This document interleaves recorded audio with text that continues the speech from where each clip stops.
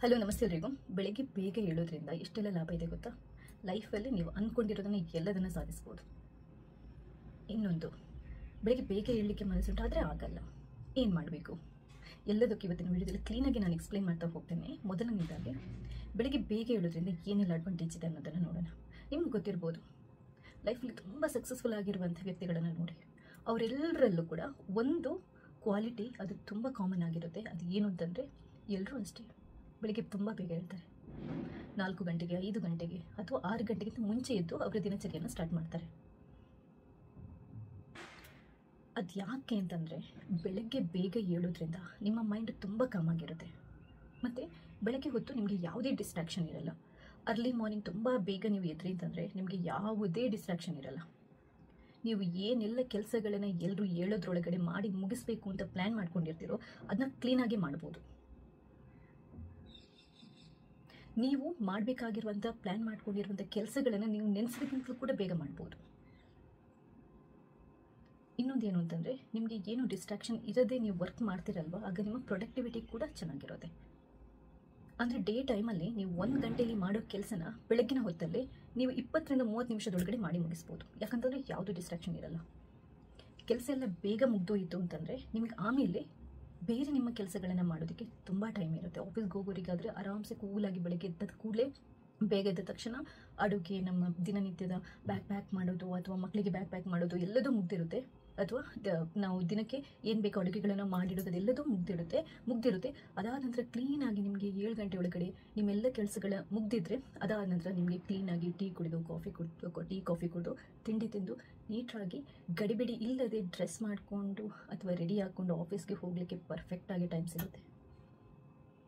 ಅದು ಬೆಳಿಗ್ಗೆ ಲೇಟಾಗಿ ಆದರೆ ಎಲ್ಲದೂ ಗಡಿಬಿಡಿಯಲ್ಲಿ ನಾವು ಮಾಡಿ ಮುಗಿಸ್ಬೇಕಾಗುತ್ತೆ. ರಶ್ ಎಲ್ಲ ಕಡೆ ನಾವು ರಶ್ ಆಗಿ ಅಂದರೆ ಬಿಸಿಯಲ್ಲೇ ಓಡಾಡಬೇಕಾಗುತ್ತೆ. ಬೆಳಿಗ್ಗೆ ಬೇಗ ಏಳೋದ್ರಿಂದ ಇನ್ನೊಂದೇನು ಅಂತಂದರೆ, ಆ ಸನ್ಲೈಟ್ ಇದೆಯಲ್ಲ, ಮಾರ್ನಿಂಗ್ ಸನ್ಲೈಟ್ ಏನಿದೆಯಲ್ವ, ಅದು ನಮ್ಮ ಆರೋಗ್ಯದ ಮೇಲೆ ಕೂಡ ಪಾಸಿಟಿವ್ ಇಂಪ್ಯಾಕ್ಟನ್ನು ಬೀಳುತ್ತೆ. ನಮ್ಮ ಮೈಂಡ್ ಮೇಲೆ ಮನಸ್ಸಿನ ಮೇಲೆ ತುಂಬ ಪರಿಣಾಮ ಬೀಳುತ್ತಂತೆ. ಯಾಕಂತಂದರೆ ಬೆಳಗಿನ ಕಾಮ್ ಎನ್ವಿರಾನ್ಮೆಂಟ್ ಇರ್ಬೋದು, ಕೂಲಾಗಿರುವಂಥ ಎನ್ವಿರಾನ್ಮೆಂಟ್ ಇರ್ಬೋದು, ಫ್ರೆಶ್ ಆಗಿರುವಂಥ ಏನಿರ್ಬೋದು, ಇದನ್ನು ನಾವು ಜೀವಿಸೋದ್ರಿಂದ, ಅದು ಬೆಳಗಿನ ಸನ್ಲೈಟನ್ನು ನಾವು ತಗೊಳ್ಳೋದ್ರಿಂದ ನಮ್ಮ ಮೈಂಡ್ ಪಾಸಿಟಿವ್ ಆಗಿ ರಿಯಾಕ್ಟ್ ಮಾಡುತ್ತೆ. ಮೈಂಡ್ ಕಾಮ್ ಆಗಿರುತ್ತೆ, ಕೂಲ್ ಆಗಿರುತ್ತೆ. ಬೇಕಾದರೆ ನೋಡಿ, ಬೆಳಗ್ಗೆ ಬೇಗ ಏಳೋರು ತುಂಬ ಕಾಮ್ ಆಗಿರ್ತಾರೆ, ತುಂಬ ಕೂಲಾಗಿರ್ತಾರೆ. ಯೂಶ್ವಲಿ ಜಾಸ್ತಿ ಪ್ರೆಷರ್ ಇರಲ್ಲ ಅವರಿಗೆ, ಆದ್ದರಿಂದ ಅವರ ಮೈಂಡ್ ಕೂಲಾಗಿರುತ್ತೆ, ಕಾಮ್ ಆಗಿರುತ್ತೆ. ಬೆಳಗ್ಗೆ ಲೇಟಾಗಿ ಎದ್ದು ದಡ ಗಡಿ ಬಿಡಿಯಲ್ಲಿ ಇಡೀ ದಿನ ಓಡಾಡ್ಕೊಂಡಿರ್ತೀವಲ್ವ ನಾವು, ನಮ್ಮ ಮೈಂಡ್ ಅವರಷ್ಟು ಕೂಲಾಗಿರಲ್ಲ, ಕಾಮ್ ಆಗಿರಲ್ಲ. ಯಾಕಂತಂದರೆ ನಮಗೆ ಒಂದು ಮಾಡೋ ಕೆಲಸನೂ ಕೂಡ ತುಂಬ ಕ್ಲೀನಾಗಿ ಮಾಡೋಕ್ಕಾಗಲ್ಲ, ತುಂಬ ಡಿಸ್ಟ್ರಾಕ್ಷನ್ ಇರುತ್ತೆ, ಕೆಲಸಗಳಾಗಿಲ್ಲ ಅನ್ನೋಂಥ ಟೆನ್ಷನ್ ಇರುತ್ತೆ. ಆದ್ದರಿಂದ ನಾವು ಯಾವಾಗಲೂ ರಶಲ್ಲಿರ್ತೀವಿ, ಬ್ಯುಸಿಯಲ್ಲಿರ್ತೀವಿ, ಟೆನ್ಷನಲ್ಲಿರ್ತೀವಿ. ಬೆಳಗ್ಗೆ ಬೇಗ ಎದ್ದವ್ರು ಎಲ್ಲದನ್ನು ಮುಗಿಸ್ಕೊಂಡು ಅವರ ಬೆಳಗಿನ ಕೆಲಸಗಳನ್ನು ನೀಟಾಗಿ ಆರಾಮ್ಸೆ ಕೂಲಾಗಿ ಕೂತಿರ್ತಾರೆ.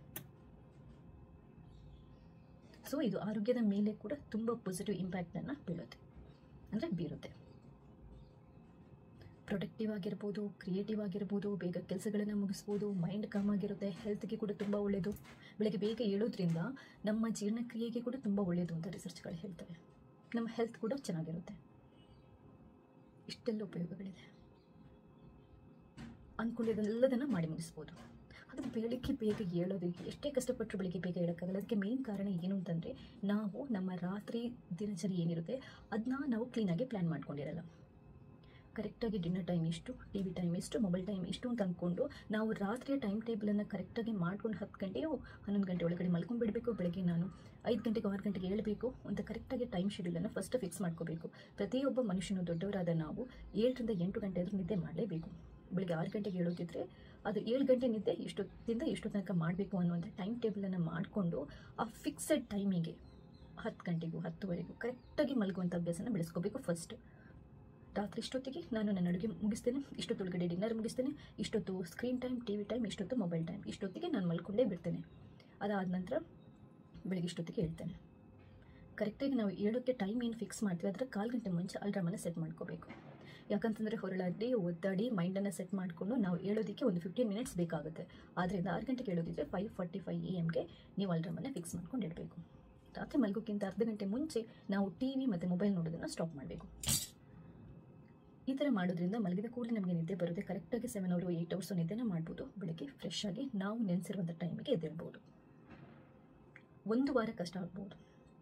2ನೇ ವಾರದಿಂದ ನಿಮ್ಮ ಮೈಂಡ್, ನಿಮ್ಮ ಬಾಡಿ ಆ ಸ್ಲೀಪಿಂಗ್ ಸೈಕಲ್ಗೆ ಇರ್ಬೋದು, ಆ ಬೆಳಗ್ಗೆ ಏಳೋ ರುಟೀನ್ಗೆ ಇರ್ಬೋದು ಅಡ್ಜಸ್ಟ್ ಆಗಿರುತ್ತೆ. ಆಮೇಲೆ ನಿಮಗೆ ತೊಂದರೆನೇ ಅನಿಸಲ್ಲ. 2ನೇ ವಾರದಿಂದ ಎಲ್ಲದೂ ಸ್ಮೂತಾಗಿ ಹೋಗುತ್ತೆ. 2 ವಾರ ನೀವು ಇದನ್ನ ಪ್ರಾಕ್ಟೀಸ್ ಮಾಡ್ಕೊಳ್ಳಿ. ನಿಮ್ಮ ಲೈಫಲ್ಲಿ ಅದ್ಭುತವಾಗಿರುವಂಥ ಚೇಂಜಸನ್ನು ನೀವು ಕಾಣ್ಬೋದು. ನಿಮ್ಮ ಮೈಂಡ್ ತುಂಬ ಕಾಮ್ ಆಗಿರುತ್ತೆ, ತುಂಬ ಕೂಲಾಗಿರುತ್ತೆ. ನಿಮಗೆ ನೀವು ನೆನೆಸಿದ್ದನ್ನು ಮಾಡೋದಕ್ಕೆಲ್ಲ ಬೇಕಾದಷ್ಟು ಟೈಮ್ ಸಿಗುತ್ತೆ. ತುಂಬ ಪ್ರೊಡಕ್ಟಿವ್ ಆಗಿ ಫೀಲ್ ಆಗ್ತೀರಾ. ಇನ್ನೂ ನಾನು ಏನಾದರೂ ಸಾಧಿಸ್ಬೋದು ಅಂತ ನಿಮ್ಗೆ ಅನ್ನಿಸ್ತಾ ಇರುತ್ತೆ.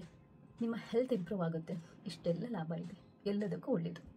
ಸೊ ಬೆಳಗ್ಗೆ ಬೇಗ ಏಳೋದ್ರಿಂದ ಇಷ್ಟೆಲ್ಲ ಅಡ್ವಾಂಟೇಜ್ಗಳಿದೆ. ಹಾಗೆಯೇ ಬೆಳಗ್ಗೆ ಬೇಗ ಹೇಗೆ ಹೇಳ್ಬೋದು ಅನ್ನೋದನ್ನು ಕೂಡ ಹೇಳಿದ್ದೇನೆ. ವಿಡಿಯೋ ಇಷ್ಟ ಆದರೆ ಲೈಕ್ ಮಾಡಿ. ನಿಮ್ಗೆ ಇನ್ನಷ್ಟು ಟಿಪ್ಸ್ ಈ ವಿಡಿಯೋದಲ್ಲಿ ಕಮೆಂಟ್ ಕೂಡ ಮಾಡಿ.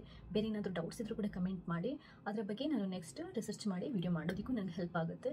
ಫಸ್ಟ್ ಟೈಮ್ ನೀವು ನನ್ನ ಚಾನಲ್ನ ನೋಡೋದಿದ್ರೆ ದಯವಿಟ್ಟು ಸಬ್ಸ್ಕ್ರೈಬ್ ಆಗಿ. ಯಾಕಂತ ಇಂಥದೇ ಉಪಯೋಗಕ್ಕೆ ಬರುವಂಥ ತುಂಬ ವಿಡಿಯೋಗಳನ್ನು ನಾನು ಮಾಡ್ತಾ ಇರ್ತೇನೆ. ನಿಮ್ಮ ಸಪೋರ್ಟ್ ಮಾಡ್ತಾ ಇರಿ. ಥ್ಯಾಂಕ್ಸ್ ಎಲ್ರಿಗೂ.